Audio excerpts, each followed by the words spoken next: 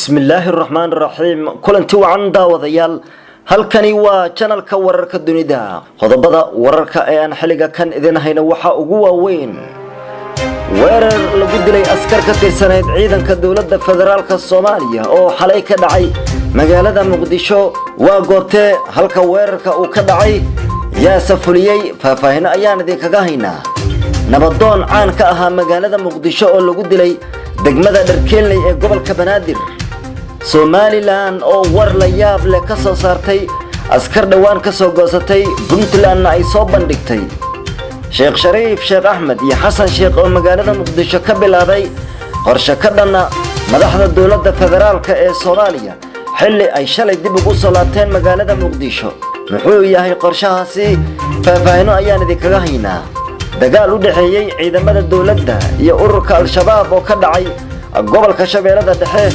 khasaraha ka dhashay dagaalka iyo goobta uu ka dhacay warka ayaan ku daawan doontaan qodobadaasi ayaan warkeena idinkugu soo gudbin doonaa saaxiibayaal haddii rabbi laga helo daqiiqadaha soo aadan channelkana subscribe haddii ahaado si aad u heshaan wararkeena xigaha tan daawadayaal ku soo dhawaada qodobadii oo faahfaahsan rag hubaysna ayaa xalay weerar ka geystay gudaha magaalada Muqdisho gaar ahaan degmada Xamar Jajab ee gobolka Banaadir weerarka waxa uu ka dhacay xaafadda Baarhay Dhaafin ee degmada Xamar Jajab halkaasi oo dable hubaysneed mooto bajaajna ku socotay ay ku weerareen askar ka tirsaneyd ciidanka dawladda federaalka ee Soomaaliya gaar ahaan nabad sugidda askarta la weeraray oo dhar cad ahaa ayaa waxay saarnaayeen mootada laba lugoodleeda rasaasta ayaa socotay daqiiqado wararka qaar oo goobjoogayaal ay warbaahintu xaqiijiyeen ayaa sheegaya in ragga la weeraray ay iska caabin muujiyeen hase yeeshee dableyda oo aan rasaas uga aabayeelin ay ugu dambeyn dileen saddexda askari ee dhar cad ka ahaa dableyda weerar ka geysatay ayaa goobta ka baxsaday iyagoo ku socday mooto bajaaj daqiiqada kadib goobta waxaa gaaray ciidan ka tirsan kuwa booliiska dawladda federaalka ee Soomaaliya inkastoo aanu gacanta ku dhigin raggii dableyda ee weerar ka geysatay ciidamada ayaa goobta ka qaaday meedadka askartii la dilay waxaana ay goobta baaritaan ka sameeyeen muddo daqiiqada ah waxay sidoo kale ciidanku baareen tiro mooto bajaaj oo goobta ka agdhoweed inkastoo aanu jirin wax natiijo ah oo ka soo baxay howlgalkaasi ciidamada ay goobta ka fuliyeen dhinaca kale dagaalyahanada al-shabaab ayaa sheegtay mas'uuliyadda weerarkaas kadib warar ay ku baahiyeen internetka inta badan dabley hubaysan ayaa waxay weerar ka geystaan gudaha magaalada Muqdisho kuwaasi oo beegsada askarta dawladda iyo shakhsiyaad kaleba oo ka tirsan dawladda ama kuwa aan ka tirsanayn nabadoon caan ahaa ayaa lagu dilay isla magaalada Muqdisho habeenkii xalay ahaa dilka oo ka dhacay degmada Dharkeeley ee gobolka Banaadir ayaa waxaa loo geystay ruux magaciisa lagu sheegay Maxamed Muuse kaasi oo la sheegay inuu ahaa nabadoon aad looga garanayay degmada Dharkeeley ee gobolka Banaadir iyo qaybo kale oo kamid ah magaalada Muqdisho ehelada nabadoonka la dilay ayaa warbaahinta u sheegay in dable hubaysneed ay ku beegsadeen xaafadda Suuqa Liif oo ah halka uu ka degnaa degmada Dharkeeley ee gobolka Banaadir dableyda dilka geysatay ayaa la sheegay in bastoolada ay ku hubaysnaayeen waxaana dilka kadib ay dableedu isaga baxsadeen goobta ciidamada ammaanka degmada Dharkeeley ayaa goobta dilka uu ka dhacay ku baxay waxaana ay sameeyeen howlgalo inkastoo aan la ogeyn waxa natiijada ah ee ka soo baxay howlgalkaasi nabadoonka la dilay ayaa waxa uu ka mid ahaa madax dhaqameedyada gobolka Banaadir ma jirto weli cid sheegatay dilka nabadoonkan laakiin degmada Dharkeeley ee gobolka Banaadir horey dilal uga dhacay waxa sheegtay al-shabaab bulshada ku dhaqan degmada Dharkeeley ee gobolka Banaadir ayaa walaac fara badan waxa ay ka muujinayaan xiligan ammaanka degmada Dharkeeley oo aad u sii xumaanaya waxaan had iyo goor degmadaasi ka dhaca khatar amni dari xukuumadda Somaliland ayaa markii ugu horeysay waxa ay ka hadashay ciidamo ka tirsan kuwooda oo dhawaan u goostay Puntland kana howlgali jiray gobolka Sanaag Cabdirasaaq Cabdi Saalax wasiirka cadaaladda Somaliland ayaa sheegay in ciidamadaasi aysan markii horeba faa'iido lahayn waxaana uu ku tilmaamay inay ahaayeen kuwo wax matarayaal ah oo ka howlgali jiray gobolka Sanaag wasiirka ayaa waxa kale oo si adag u beeniyay in uu jiro calan ay Somaliland leedahay oo laga dejiyay deegaano ka tirsan Somaliland isagoo ku tilmaamay kuwa la soo bandhigay inay yihiin kuwa been abuur ah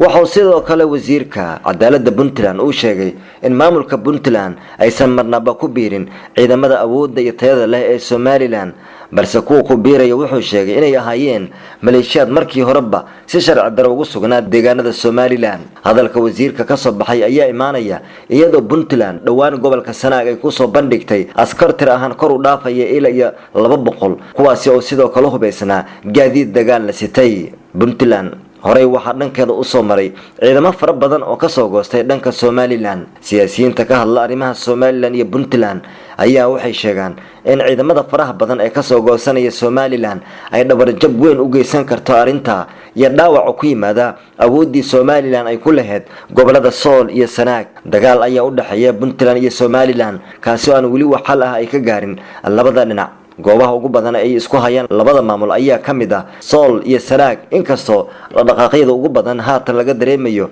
gobolka Sanaag deegaano ka tirsan. ciidamada ka goosanaya Somaliland waxa uu dheer jabhado kale oo hubeysan oo ka howlgala gobolka Sanaag sida jabhada uu horkacayo Colonel Caare, taas oo weerar xoog leh inta badan u geysata ciidamada Somaliland ee ku sugan gobolka Sanaag. Sheekh Shariif Sheekh Axmed iyo Xasan Sheekh Maxamuud oo shalay dib ugu soo laabtay magaalada Muqdisho ayaa gudaha magaalada Muqdisho waxay ka bilaabeen kulamo siyaasadeysan oo ay la yeelanayaan xildhibaanada golaha shacabka iyo kuwa aqalka sare ee dowladda federaalka ee Soomaaliya. Shariif Sheekh Axmed iyo Xasan Sheekh Maxamuud shalay markay dib ugu soo laabtay magaalada Muqdisho wax warbixin ah maysan ka siinin warbaahinta soo laabashadooda magaalada Muqdisho, iyadoo Kismaayo ku maqnaa maalmihii la soo dhaafay halkaasi ay uga qayb galeen Cali Masaarki Axmed Madoobe oo dowladda Soomaaliya iyo beesha caalamkuba ay ka maqnaayeen. xarumaha xisbiyadooda ay ku leeyihiin Shariif Sheekh Axmed iyo Xasan Sheekh Maxamuud waxaa xiligan ka soconaya kulamo siyaasadeysan oo ah abaabul ka dhan sidii ay u mucaarada lahaayeen mar kale dowladda federaalka ee Soomaaliya.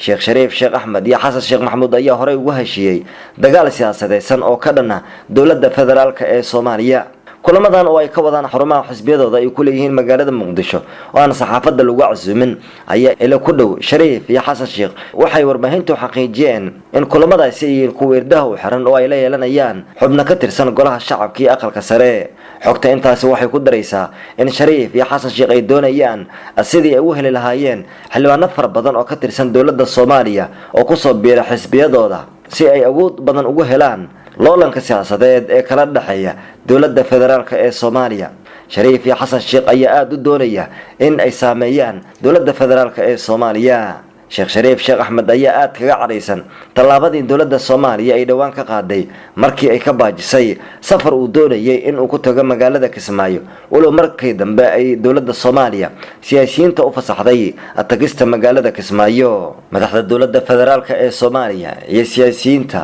oo ay ku jiraan madaxdii hore ee qaranka ayaa aad ugu kala aragti duwan siyaasadda dalka, waxaana xilligan jira khilaaf weyn oo u dhaxeeya dowladda iyo siyaasiyiinta madax banaan iyo sidoo kale qaar ka mid ah dowlad goboleedyada oo ay ka mid yihiin Puntland iyo Jubbaland. faahfaahin dheeraad ayaa ka soo baxaya dagaal u dhaxeeyay ciidamada dowladda Soomaaliya iyo Al-Shabaab oo ka dhacay inta u dhaxaysa magaalooyinka Balcad iyo Jowhar. dagaalkan ayaa waxa uu yimid markii kolonyo ciidanka dowladda Soomaaliya oo ku sii wajahnaa magaalada Jowhar oo ay dariiqa u galeen rag ka tirsan ururka Al-Shabaab. goobjoogayaal ayaa warbaahinta u sheegay in dagaalka uu ka dhacay goob u dhow deegaanka Qalimow, waxaana la sheegay in rasaas ay isku adeegsadeen labada dhinac. dagaalkaasi oo socday muddo daqiiqado oo gaaraya ilaa 15 daqiiqo. ciidanka dowladda Soomaaliya ayaa goobta dagaalka ku qabsaday si awood leh uga baxsaday, waxaana jira khasaare soo kala gaaray labada dhinac. Al-Shabaab ayaa muddooyinkii ugu dambeeyay waxay kordhiyeen weerarada ay ku qaadayaan ciidamada dowladda Soomaaliya markii ay ku safrayaan wadada xiriirsan magaalooyinka Balcad iyo Jowhar oo ka wada tirsan gobolka Shabeellada Dhexe. ma jirto wax war ah oo ka soo baxay saraakiisha militariga dowladda Soomaaliya oo ku aadan dagaalkan, waxaana weerarkan Al-Shabaab ay la eegteen ciidamada qaybta 27aad ee militariga Soomaaliya kuwaasi oo inta badan ka howlgala gobolka Shabeellada Dhexe. warkii oo aad kala socoteen daawadayaal channelka wararka dunida xilliga kan waa naga inta daawashada wacan ee warkeena waad ku mahadsantihiin. nabadgelyo.